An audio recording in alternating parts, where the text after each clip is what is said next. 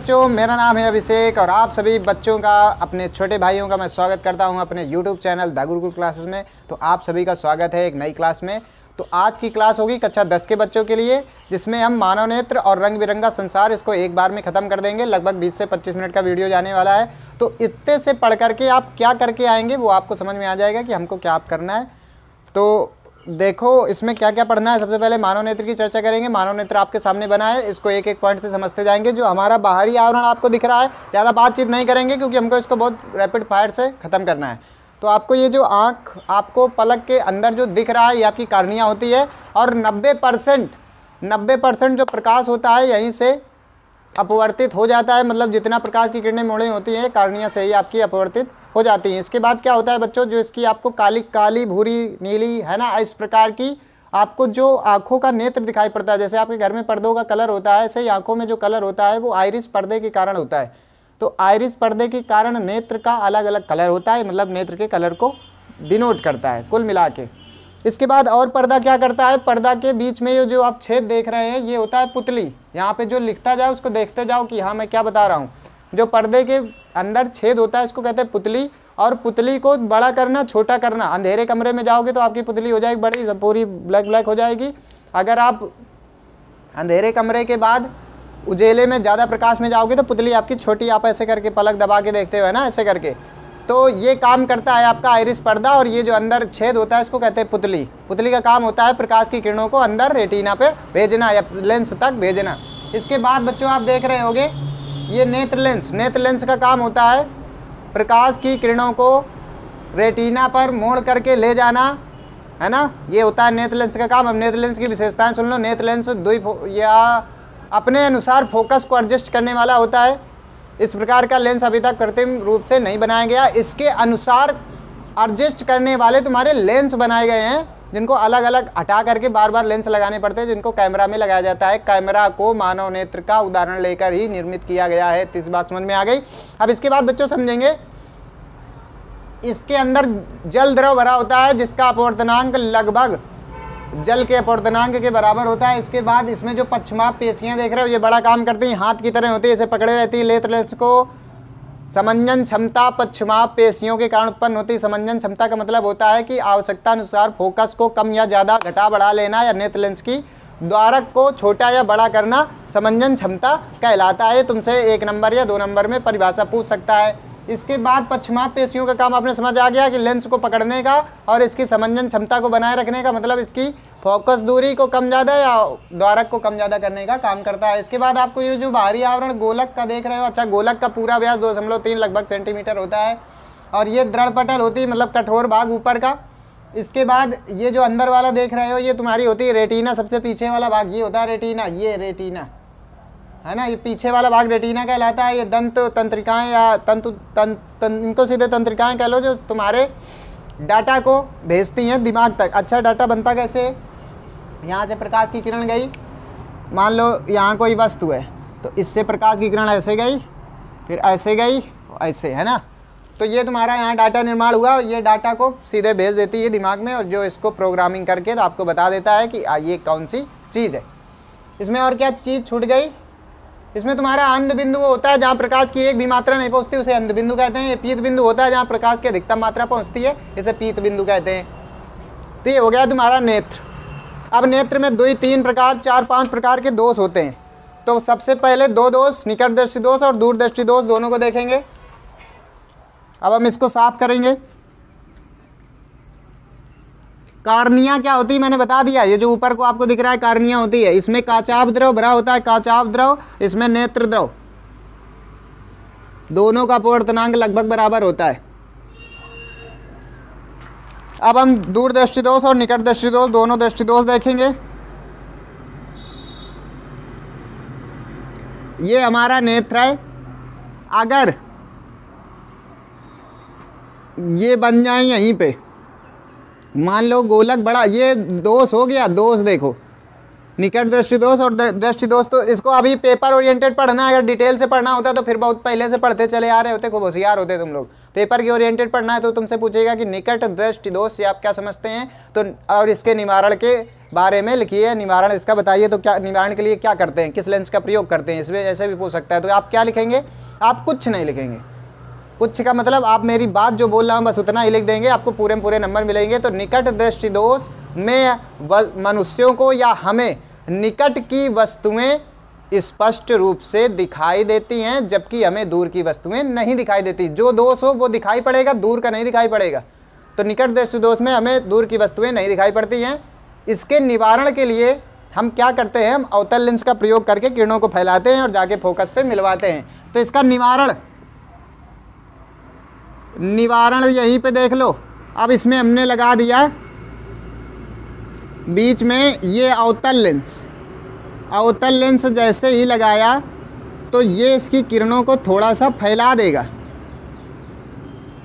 निवारण और कहीं दिखाई देता हूँ, नीचे ऐसे जा रही थी, यहाँ हमने लगा दिया अवतल लेंस, ये किरणों को ऐसे थोड़ा सा फैलाएगा।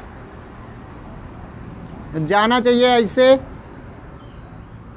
ऐसे है ना, लेकिन गई ऐसे। अब ये इसको ऐसे सिकोड़ेगा, तो जो पहले यहाँ मिल रही थी वो तुम्हारी अब मिलेंगी ये, समझ गए। और ये तुम्हारी ऐसे यहाँ कहीं वस्तु तुमको बनती हुई दिख जाएगी।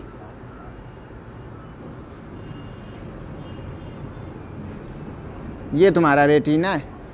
ये देखो अवतल लेंस लगा करके हमने रेटिना प्राप्त कर ली। रेटिना पे फोकस, उसका मतलब जो वस्तु का किरणें एक दूसरे को काट रही थी वो हमने रेटिना पर उसका फोकस मिला दिया। कैसे, अवतल लेंस। तो निकट दृष्टि दोष को दूर करने के लिए अवतल लेंस का प्रयोग करते हैं। अब दूर दृष्टि दोष आप देख लीजिए। दूर दृष्टि दोष में क्या होता है, कुछ नहीं होता।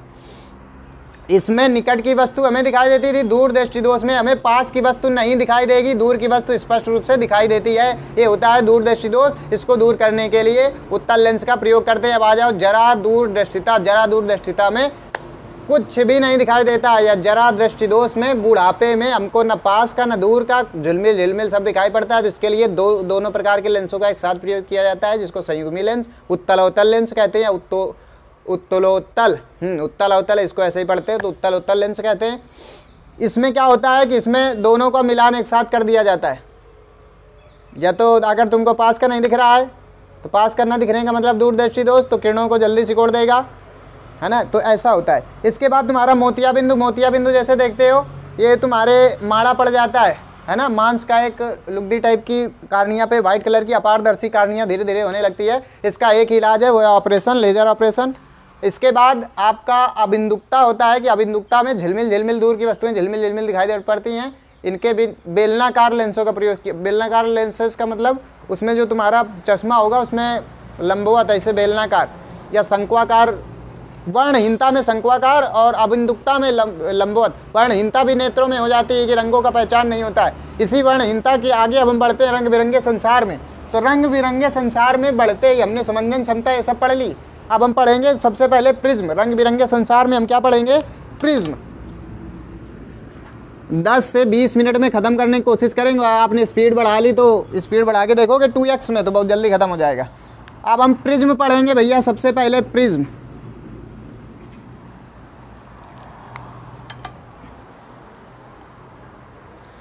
देखो प्रिज्म क्या होता है, ये प्रकाश की किरण, एक टार्च हमने छोड़ी, बड़ा सा बना देते हैं। ये ले, ये प्रकाश की किरण गई और इसको जाना चाहिए ऐसे, जाना चाहिए सीधे, लेकिन सीधे न जा करके वो ऐसे गई, और फिर इसको ऐसे जाना चाहिए, तो ऐसे न जा करके ये अभिलंब इसका, ये अभिलंब इसका, ये मिलते हैं यहाँ पे, और इस प्रकाश की किरण ये ऐसे, ये अभिलंब से दूर हट गई। अब ये जाना चाहिए ऐसे, ये तुम्हारा विचलन कोण, ये प्रिज्म कोण है ना, ऐसे ये कोण आई और I1 I2 मानो, ये कोण R1 I2 R2, ऐसे करके इनको तुमको A B C और ये P Q R S ऐसे, तो ये तुम्हारा प्रिज्म है। अब इसमें देखो होता क्या है, प्रकाश का प्रकीर्णन, प्रकाश का एक श्वेत प्रकाश किरण का कई रंगों में नहीं 7 रंगों में बिखर जाना प्रकाश का प्रकीर्णन कहलाता है। और सबसे ज़्यादा तुम्हारा विब, इससे क्वेश्चन आता है। आर, सबसे ज़्यादा मतलब सबसे कम जो तुम्हारा प्रकीर्णन होता है, सबसे कम प्रकाश की किरण फैलती है वो है लाल। तो लाल कम फैलेगी तो ज़्यादा दूर तक जाती है, इसलिए हमने इमरजेंसी में और दूर सिग्नल देने के लिए लाल या हरी, क्योंकि हरी बीच में पड़ती है, तो लाल प्रकाश की किरणों का या लाल लेजर लाइटों का हम प्रयोग करते हैं। तो वीडियो को हमारे सबसे ज़्यादा शेयर करो, सब्सक्राइब करो। आप लोग सपोर्ट करेंगे तो हमको और अच्छा लगता है और मन से पढ़ाने का मन करता है और हम कई नई चीज़ें करते हैं आपके लिए। तो ये जो जितना बताया इससे बाहर कुछ आना नहीं पेपर में, ये इसमें कभी कुताही नहीं करेंगे हम। बैगनी किरण सबसे ज़्यादा फैल जाता है, इसलिए हमको आकाश का रंग नीला दिखाई देता है, क्योंकि ये सर्वथा सब तरफ फैला होता है और समुद्र का नल रंग भी आसमान से देखने पर नीला दिखाई देता है, इसीलिए क्योंकि बैगनी रंग का प्रकीर्णन सर्वाधिक होता है। इस प्रकार इसलिए हमको बैगनी रंग ज़्यादा दिखाई पड़ता है, फैला हुआ दूर तक प्रकीर्णन होता है ना। अच्छा, शाम के समय हमें सूरज लाल क्यों दिखाई देता है, तारे हमें टिमटिमाते हुए क्यों दिखाई देते हैं, ऐसे क्वेश्चन तुमसे 2-2 नंबर में कारण बताओ पूछता है। तो तारे जब वायुमंडल में ऊपर बढ़ते हैं तो उनकी डेंसिटी, जो वायु की परतें होती हैं, इनकी डेंसिटी कम या ज़्यादा होती जाती है। इस प्रकार से जब प्रकाश की किरण आती है, देखो ये है बच्चा तुम्हारा तारा, ये तारा है और ये है तुम्हारा वायुमंडल। ये वायुमंडल में क्षोभ मंडल, आयन मंडल, तमाम दुनिया मंडल होते हैं। तो प्रकाश की किरण जब आएगी तो वो ऐसे ऐसे आती है, ऐसे ऐसे। अब ये तुम्हारी नेत्र में आके ऐसे पड़ेगी, ऐसे, है ना, तो तुमको ये टिमटिमाता हुआ दिखाई देता है। अच्छा, तुम नैनीताल वगैरह में चले जाओ, पहाड़ी इलाकों में चले जाओ, तो ऊपर से नीचे जो लाइटें जल रही होंगी गांव से, तुम ऊपर खड़े हो, नीचे जो गांव में लाइटें जल रही होंगी वो भी तुमको ऐसे टिमटिमाते हुए दिखाई देंगी।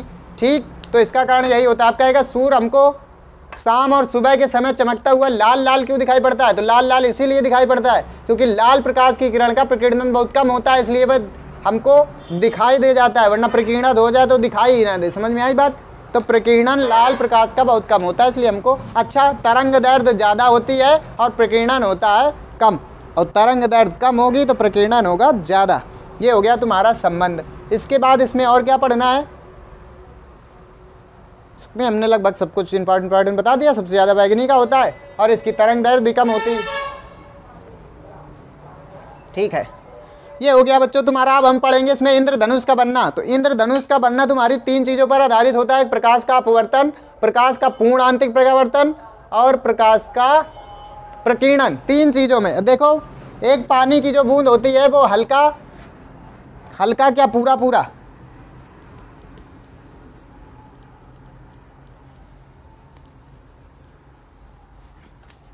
जो तुम्हारी पानी की बूंद होती है वो एक लगभग प्रिज्म की तरह कार्य करती है। तो जब पानी बरस रहा है, उधर से सूरज निकल आया तो प्रकाश की किरण ऐसे गई और इसमें ऐसे गई, तो प्रकाश का पहले इसमें प्रिज्म में क्या होता है, अपवर्तन होता है, अपवर्तन हुआ, फिर इसका पूर्ण आंतरिक परावर्तन हो गया, पूर्ण आंतरिक परावर्तन इस बूंद के अंदर हो गया, यहाँ से ऐसे कलर, और इसका साथ में प्रकीर्णन भी हो गया, इसमें तुमको कई प्रकार के कलर भी दिखने लगेंगे। समझ में आई बात? ये, और इसके बाद ये ऐसी कई बूंदों में होता है, तो ऐसे करके एक तुमको सुंदर सा रेनबो दिखाई देता है। तो प्रकाश के कारण जो प्रकाश का अपवर्तन होता है और प्रकाश के अपवर्तन के बाद प्रकाश का पूर्ण आंतरिक परावर्तन, प्रकाश का अपवर्तन, प्रकाश का पूर्ण आंतरिक परावर्तन और तुम्हारा प्रकीर्णन के कारण हमको इंद्रधनुष बनता हुआ दिखाई देता है। अच्छा, प्रकाश, श्वेत प्रकाश किरण का पुनर्योजन, तो दुई भैया प्रिज्म ले लो, एक उल्टा एक सीधा। तो यहाँ से जब प्रकाश की किरण जाती है तो यहाँ प्रकीर्णित हो जाती है। अब यही प्रकीर्णित प्रकाश जब पुनः एक दूसरे प्रिज्म में प्रवेश करेगा तो एक श्वेत प्रकाश की किरण निकलती है। तुमसे क्वेश्चन पूछ सकता है, तो 2 प्रिज्मों की सहायता से हम प्रकाश का पुनर्योजन कर सकते हैं, जिसमें एक बार प्रकीर्णन होगा और एक बार सब प्रकाश मिलकर के श्वेत प्रकाश किरण में बदल जाएंगे। ये सब बहुत अच्छी प्रैक्टिकल की चीज़ें हैं, अगर करवाने का मौका मिलेगा तो हम जरूर करवाएंगे। तो बच्चों ज़्यादा से ज़्यादा हमारी क्लास को शेयर करिए और जितने उत्साह और जोश के साथ और जितनी जल्दी हमने इसको ख़त्म किया है उतनी ही जल्दी आप इस क्लास को ख़त्म कर लीजिए। तो बच्चों बस जय हिंद। आज की क्लास में इतना ही। आप सभी को हमारा प्यार है, सपोर्ट है, और जो एग्ज़ाम देने जा रहे हैं उनके लिए मैंने इंडिकेट कर दिया है कि आपको टाइट कपड़े वहाँ पहन के नहीं जाने, जो आपकी विद्यालय की ड्रेस चलती है वो ड्रेस ही पहन के जानी है। इसके बाद विद्यालय में आपको अपने 2 पेन, नीले काले, काला स्केच, पटरी प्रकार पेंसिल सब आपको स्वयं लेके जाना है।